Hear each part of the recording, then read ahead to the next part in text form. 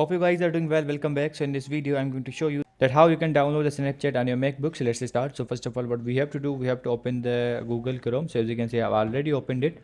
Now simply we need to search for the Snapchat download. So I'm going to write the Snapchat download. So let's write that. And then simply we have to write the Snapchat download. And after that, we also have to add the MacBook. So let's write the MacBook and then press the enter. And after pressing the enter, as you can see, has an option for the download button. So we have to click on the download button.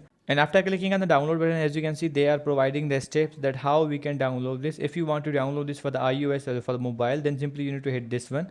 Or if you want to download this for the Android, then you have to hit this one. If you want this for the MacBook or Windows or any kind of PC, laptop or the desktop version, then simply you need to you have to log into chat.